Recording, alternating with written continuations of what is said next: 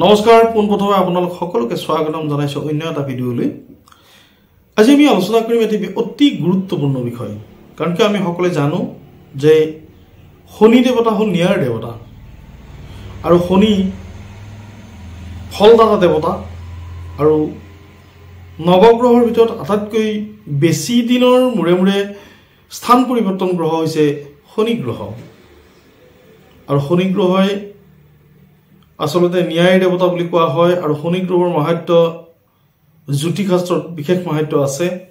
আৰু শনি গ্ৰহই আচলতে একেবাৰে দৰিদ্ৰজনকো নিপ অৰ্থাৎ ৰজা বনাব পাৰে আৰু ৰজাজনকো দৰিদ্ৰৰ হাৰিলে পৰিৱৰ্তিত কৰিব পাৰে। গতিকে এই শনি মহাপ্ৰভু অৰ্থাৎ শনি গ্ৰহ অহা মাৰ্চ মাহৰ 29 তাৰিখে মীন ৰাশিত পৰিভ্ৰমণ কৰিব। আৰু আপোনালোকে জানে যে আগৰে পৰা মীন ৰাশিত ৰাহু বিৰাজমান হৈ আছে। মীন ৰাশিৰ অধিপতি গ্ৰহ হৈছে বৃহস্পতি গ্ৰহ আৰু এই বৃহস্পতিৰ গৃহত অহা 29 মাৰ্চ তাৰিখৰ পৰা ৰাহু আৰু শনি অৱস্থান গ্ৰহণ কৰিব। আৰু এই ৰাহু আৰু শনি গুৰুগৃহত অৱস্থান গ্ৰহণ কৰি বিভিন্ন ৰাশিৰ কাৰণে শুভ আৰু অশুভ প্ৰতিক্ৰিয়া কঢ়িয়াই আনিছে। অৰ্থাৎ অহা আঢ়ৈটা বছৰ শনি আৰু ৰাহুৰ প্ৰতিক্ৰিয়া লাভ কৰিব বিভিন্ন ৰাশিৰ জাতক জাতিকাসকলে। আমি আজি এনেধৰণৰ বিষয় এটা আলোচনা কৰিম যে এই শনি আৰু ৰাহুৰ সংযোগে বৃহস্পতিৰ গৃহত অৱস্থান গ্ৰহণ কৰি কোন ৰাশিৰ কাৰণে অত্যন্ত শুভ ফলপ্ৰদায়ক হৈছে বা কোন কোন ৰাশিয়ে ইয়াৰ শুভ প্ৰতিক্ৰিয়া লাভ কৰিব, আমি সেনেধৰণৰ বিষয় এটা লৈ আপোনালোকৰ মাজত উপস্থিত হৈছোঁ। ভিডিঅ'টো শেষলৈ চাব আৰু যিসকলে মোৰ এই চেনেলটিৰ বাবে নৱাগত তেওঁসকলক এটি বিশেষ অনুৰোধ কৰিছোঁ যাতে মোৰ চেনেলটি ছাবস্ক্ৰাইব কৰে আৰু বন্ধুবৰ্গলৈ মোৰ ভিডিঅ'সমূহ লৈ যোৱাত সহায় কৰে। যা নহওক ভিডিঅ'টি ভাল লাগিলে এটা লাইক কৰি দিব আৰু কমেণ্ট বক্সত লিখিবলৈ নাপাহৰিব ওম নম শিৱায়। আহক আমি ভিডিঅ'টোৰ ভিতৰলৈ যাওঁ। অৰ্থাৎ অহা 29 মাৰ্চ তাৰিখে ন্যায়দাতা বা ন্যায়ৰ গ্ৰহ শনি গ্ৰহ বা ফলদাতা গ্ৰহ শনি গ্ৰহই প্ৰায় 30 বছৰৰ পিছত এই যুগলবন্দী হ'ব শনি আৰু ৰাহু। শনি আৰু ৰাহুৰ এই যুগলবন্দীয়ে বিভিন্ন ৰাশিৰ কাৰণে শুভ প্ৰতিক্ৰিয়া কঢ়িয়াই আনিছে। আৰু আমি সকলোৱে জানো যে শনি ন্যায় ফলদাতা আৰু শনি কৰ্ম ফলদাতা বুলি কোৱা হৈছে। গতিকে শনিয়ে যদি দিয়ে তেতিয়াহ'লে সাংঘাতিকভাৱে ফল প্ৰদান কৰে। ঠিক তেনেকৈ ৰাহু যদি শুভ অৱস্থাত থাকে ৰাহুও বৰ সুন্দৰ ফল প্ৰদান কৰিব পাৰে। আৰু সাধাৰণতে আমি জানো শনি এক অশুভ গ্ৰহ আৰু ৰাহু এক অশুভ গ্ৰহ। আৰু শনিৰ জীৱনকালত বা শনি গ্ৰহৰ কুপ্ৰভাৱত মানুহ দৰিদ্ৰ হয়, মানুহ চঞ্চলমতী হয় বা বিভিন্ন ৰাশিৰ জাতক জাতিকাসকলে শনিৰ কবলত পৰি বিভিন্ন দুৰ্ভোগ ভুগিবলগীয়া হয়। ঠিক সেইদৰে ৰাহু গ্ৰহৰ কুপ্ৰভাৱতো মানুহে ধাৰগ্ৰস্ত বা ঋণগ্ৰস্ত হয়, বেমাৰী হয় বা বিভিন্ন অশুভ প্ৰতিক্ৰিয়া দেখিবলৈ পোৱা যায়। অৱশ্যে গুৰুগৃহত শনি আৰু ৰাহুৰ অৱস্থান গ্ৰহণ কৰাই অহা আঢ়ৈটা বছৰৰ কাৰণে কেইটামান বিশেষ ৰাশিয়ে অত্যন্ত শুভ ফল লাভ কৰিব। তাৰ ভিতৰতে প্ৰথম ৰাশিটো হৈছে মিথুন ৰাশি। মিথুন ৰাশিৰ দশম স্থানত শনি আৰু ৰাহুৰ অৱস্থান গ্ৰহণ কৰা হেতুকে তেওঁলোকৰ কৰ্মফল উন্নত হ'ব, কৰ্মস্থান উন্নত হ'ব। যিসকল চাকৰিয়াল লোক তেওঁলোকে পদোন্নতি লাভ কৰিব। চাকৰিয়াল লোকসকলৰ কৰ্মস্থান অত্যন্ত সুন্দৰ হ'ব। তেওঁলোকে উচ্চপদস্থ বিষয়াৰ স্নেহভাজন বা বিশ্বাসী হ'ব পাৰিব বা চাকৰিৰ স্থানত বা কৰ্মস্থানত তেওঁলোকৰ মান সন্মান বাঢ়িব। আৰু যিসকল নিবনুৱাসকলৰ ক্ষেত্ৰত বিশেষকৈ চাকৰি বাকৰি লাভৰ যুগ শনি গ্ৰহ আৰু ৰাহু গ্ৰহৰ কাৰণে তেওঁলোকে পানীৰ লগত জড়িত হৈ থকা চাকৰি বা মেচিনাৰী বা ইঞ্জিনিয়াৰিং এই ধৰণৰ চাকৰিবিলাকত তেওঁলোকে সা সুবিধা পাব মিথুন ৰাশিৰ জাতক জাতিকাসকলে আৰু বিশেষকৈ পুৰণি পাবলগীয়া ধন মিথুন ৰাশিৰ জাতক জাতিকাসকলে লাভ কৰিব ব্যৱসায়ীসকলৰ কাৰণে অত্যন্ত সুন্দৰ তেওঁলোকে প্ৰচুৰ পৰিমাণে ধনাগম হ'ব তেওঁলোকৰ জীৱনত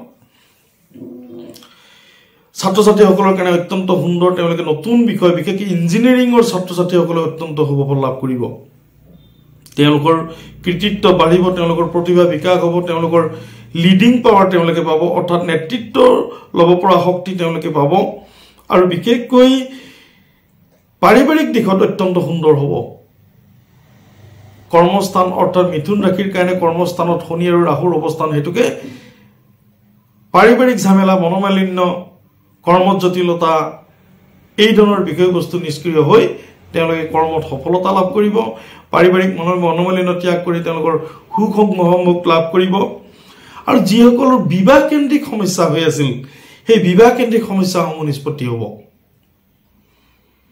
আমি দ্বিতীয় সৌভাগ্যশালী ৰাশিটো হৈছে ধনু ৰাশিৰ চতুৰ্থ স্থানত এই যুগলবন্দী অৱস্থান কৰিছে অৰ্থাৎ ৰাহু আৰু শনিয়ে চতুৰ্থ স্থানত অৱস্থান গ্ৰহণ কৰি বিশেষকৈ বন্ধু লাভ হ'ব ধনু ৰাশিৰ সৎ বন্ধু লাভ হ'ব বন্ধুৰ পৰা তেওঁলোকে উপকাৰ পাব টকা পইচা সহায়ৰ ক্ষেত্ৰত বন্ধুৰ পৰা উপকৃত হ'ব আৰু বন্ধুৰ যোগেদি তেওঁলোকে কৰ্মস্থান অত্যন্ত সুন্দৰ হ'ব পাৰিবাৰিক অশান্তি অসূয়া ইত্যাদিবিলাক নিষ্পত্তি হৈ সুখ সম্ভোগ লাভ কৰিব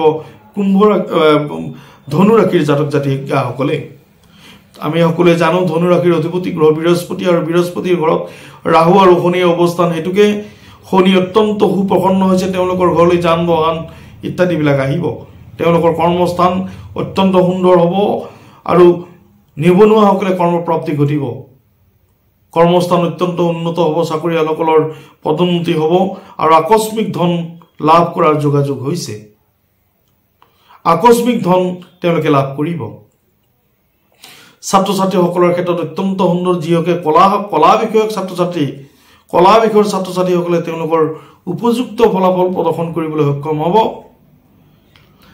অৱশ্যে ধনু ৰাশিৰ যিসকল লোক বাহিৰত থাকে ঘৰৰ পৰা বাহিৰত থকা লোকসকলৰ ক্ষেত্ৰত তেওঁলোকে কিছু মানসিক দুশ্চিন্তাত ভুগিব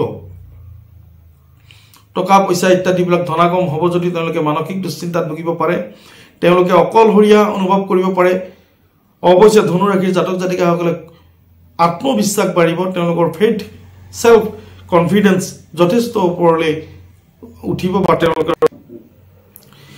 আমি একেবাৰে শেষৰ ৰাশিটোলৈ আহিছোঁ কুম্ভ ৰাশিৰ জাতক জাতিকাসকলৰ ক্ষেত্ৰত এক নতুন পৰিৱৰ্তনে দেখা দিব এক সৌভাগ্যশালী দিশেৰে তেওঁলোকে আগবাঢ়িব পাৰিব তেওঁলোকৰ ধনস্থানত শনি আৰু ৰাহুৰ অৱস্থান হেতুকে তেওঁলোকে ধনস্থান প্ৰচুৰ পৰিমাণে ধনাগম হ'ব তেওঁলোকৰ জীৱনত যিসকল ব্যৱসায়ী তেওঁলোকে নতুন ব্যৱসায়ৰ সন্ধান পাব আৰু ব্যৱসায়ত অত্যন্ত লাভান্বিত হ'ব ধনস্থানত শনি আৰু ৰাহুৰ অৱস্থান গ্ৰহণ কৰা হেতুকে নতুন ব্যৱসায়ৰ সন্ধান পাব বিশেষকৈ যিসকলে লিকুইড বিজনেছ কৰে অৰ্থাৎ বিভিন্ন ধৰণৰ পানীয় সামগ্ৰীৰ ব্যৱসায় কৰে সেইসকলে লাভান্বিত হ'ব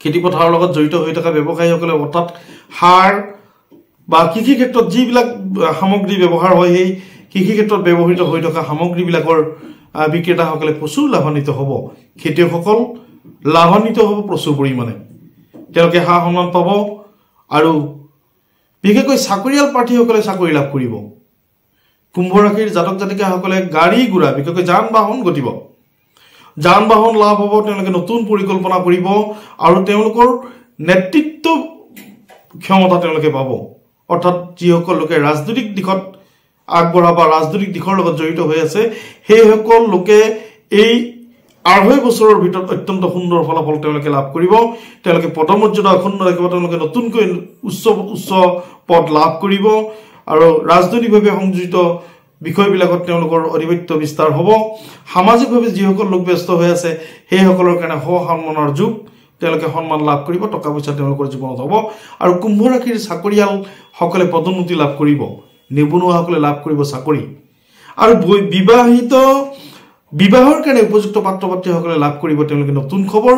আৰু বিশেষকৈ উপযুক্ত পাত্ৰ পাত্ৰী তেওঁলোকে লাভ কৰাৰ সম্ভাৱনা আছে এই 2.5 বছৰত।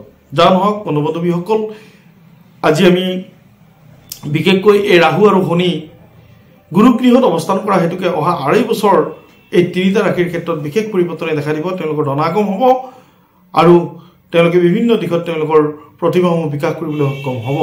যা নহওক বন্ধু বান্ধৱীসকল, যদি মোৰ ভিডিঅ'টো ভাল লাগিছে তেনেহ'লে এটা লাইক কৰি দিব আৰু কমেণ্টত লিখিবলৈ নাপাহৰিব ওম নমঃ শিৱায়। ধন্যবাদ।